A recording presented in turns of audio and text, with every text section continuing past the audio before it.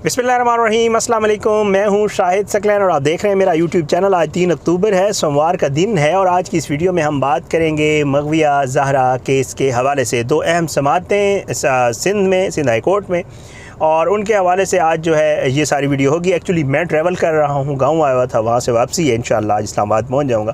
तो इस वजह से अब जो वीडियोज़ हैं ज़्यादा ये आप गाड़ी से ही देख रहे हैं। तो बहरहाल जी, आज 2 अहम समातें थी। इन समातों का अहवाल आपको पहुँचाना है। आपको पता है कि ज़हीर, शब्बीर और इनके जो वकला है उनकी कोशिश यही है, 100% उनकी कोशिश होती है कि जी किसी तरीके से जो है इन मामलात को लटकाया जाए, और वो बड़े कामयाब हो रहे हैं इस मामले में।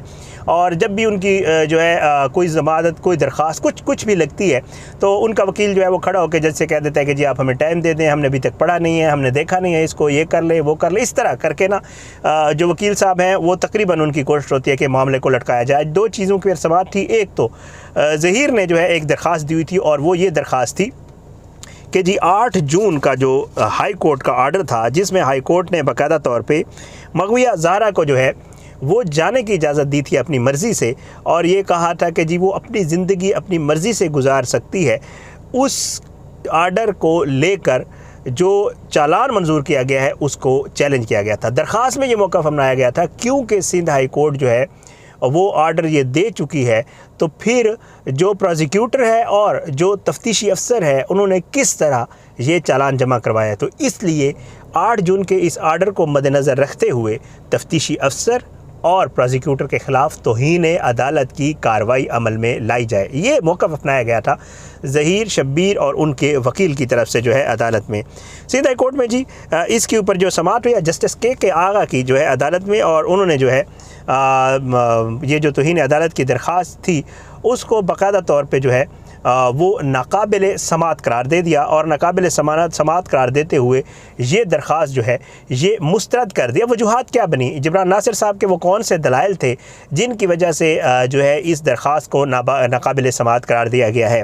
जिब्रान नासिर साहब ने कहा कि जी केस का चालान जो है वो जमा हो चुका है। या तो ये होता है कि अभी केस का चालान जमा ना हुआ था फिर भी कोई बात थी, बट ये है कि केस का चालान जमा हो चुका है। अच्छा, इस केस का वो कहते हैं कि ट्रायल भी शुरू हो चुका है, जिब्रान नासिर ने कहा, और उन्होंने कहा कि अब तो मुल्ज़मान के ऊपर जो है वो फ़र्द जुर्म आयद होना बाकी है। तो भाई अब कैसे ये तौहीन अदालत की कार्रवाई और कैसे ये सारी चीज़ें हैं, क्योंकि आपको मैं बारहा बता चुका हूँ, बारहा बताता रहता हूँ कि इनके जो वकला है उनकी कोशिश होती है कि जो उनके मकसद की चीज़ होती है अदालत के सामने वो रखते हैं रिकॉर्ड में, और जो उनके मकसद की चीज़ नहीं होती, किसी भी कोर्ट का आर्डर हो वो सामने नहीं रखते हैं अदालत के। बाद में जिब्रान सब पॉइंट आउट करते हैं कि जी इनके खिलाफ़ तो ये आर्डर भी आ चुका है, तो फिर उसके ऊपर जो ज़ाहिरी बात है जज साहब जो है वो भी देखते हैं कि अच्छा मामला ये है कि ये तो जानबूझकर ये सारे मामलात करते हैं। बहरहाल इसमें प्रोसिक्यूटर सलीम हैदर साहब भी पेश हुए थे, उन्होंने भी कहा कि जी ये देखें, ये जो मुल्ज़मान की दरख्वास्त है इसको नाकाबिल समाअत है और जो है इनकी दरख्वास्त को मुस्तरद किया जाए। आज जो है भडेरा साहब खुद पेश नहीं हुए, उन्होंने गुज़श्ता समाअत के ऊपर कहा था कि जी मैं पेश नहीं हो सकूँगा, इस्लामाबाद में मसरूफ़ होऊंगा। उनके जो जूनियर वकील हैं उन्होंने यही कहा कि जी भडेरा साहब जो है वो इस्लामाबाद हाई कोर्ट में मसरूफ़ हैं, तो इसलिए वो आज पेश नहीं होंगे और मैं दलाइल दूँगा।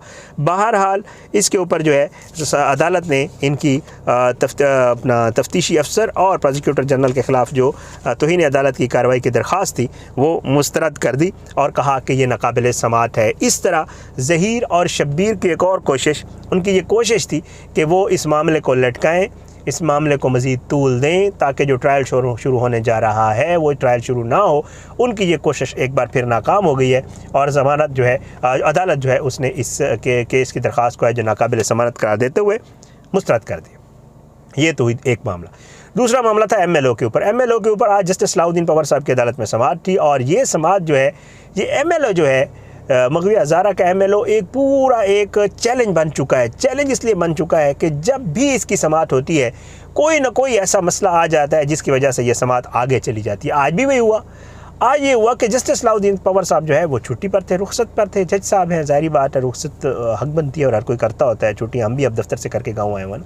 तो बहरहाल आज फिर वो नहीं थे। आज वो नहीं थे तो क्योंकि इस मामले की पार्टली पहले समाअत हो चुकी है और अब मज़ीद कुछ होनी है, मतलब कुछ दलाइल हो चुके हैं, कुछ दलाइल होने हैं, ये सारी चीज़ें पार्टली हियरिंग हो चुकी थी। तो इस वजह से जो है आज ये मामला दूसरे जज साहब इरशाद अली शाह साहब की अदालत में, जस्टिस इरशाद अली शाह साहब की अदालत में जो है मुकर्रर हुआ, और वहाँ पर जो है थोड़ी सी कोई समाअत हल्की सी हुई। उसके ऊपर ये हुआ कि इरशाद अली शाह साहब ने बाकायदा तौर पे ये कहा कि क्योंकि ये मामला पार्टली हर्ड है, इसको कुछ सुनना जा चुका है, कुछ मज़ीद सुनना जाना है, तो बेहतर यही है कि जो मुतलका बेंच है, जो पहले भी इस चीज़ की समाअत कर चुका है, जिसको सारा केस का रिकॉर्ड, सारे मामलात पता है, बेहतर यह है कि वही समाअत करें।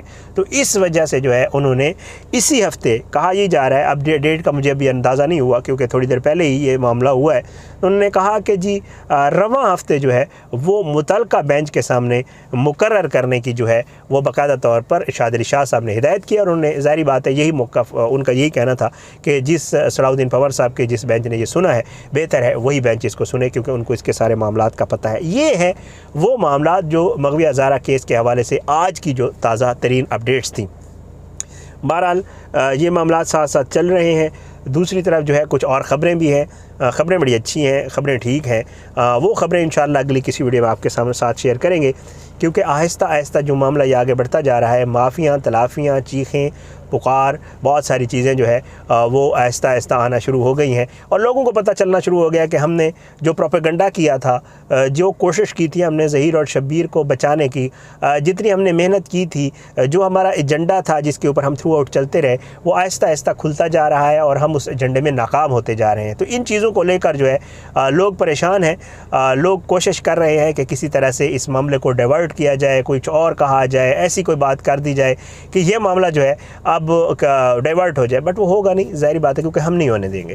तो ये इंशाअल्लाह हमारी कोशिश है कि हम इसको चलाएं, इसको जितनी भी इसकी चीज़ें सामने आती जा रही हैं वो आपके सामने रखें, और इंशाअल्लाह पहले भी किया और अब भी करेंगे, और जो अहम समातें होंगी, जो चीज़ें सामने आएंगी, इंशाअल्लाह वो आपके सामने इसी तरह रखते रहेंगे। बहरहाल आप जो है अपनी दुआ में याद रखा करें, हमें जो है फ़ीडबैक ज़रूर दिया करें।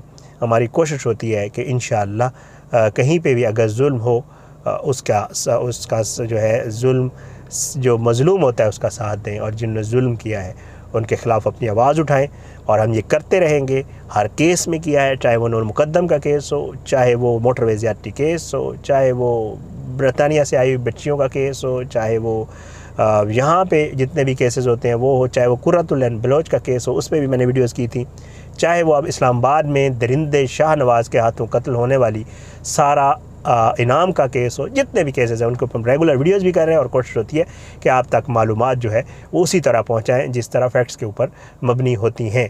बहरहाल ये सारा मामला था जो आज हुआ सिंध हाई कोर्ट में। शाहिद हुसैन साहब ने वहाँ से आपको अपडेट किया होगा।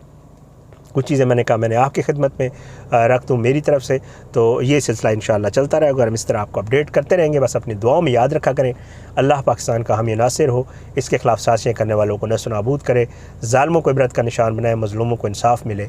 अपनी दुआओं में याद रखा करें, इजाज़त दें, और फ़ीडबैक जो है वो आप ज़रूर दिया करें। आपका फ़ीडबैक हमारे लिए बड़ा मैटर करता होता है। पाकिस्तान ज़िंदाबाद। अल्लाह हाफ़िज़।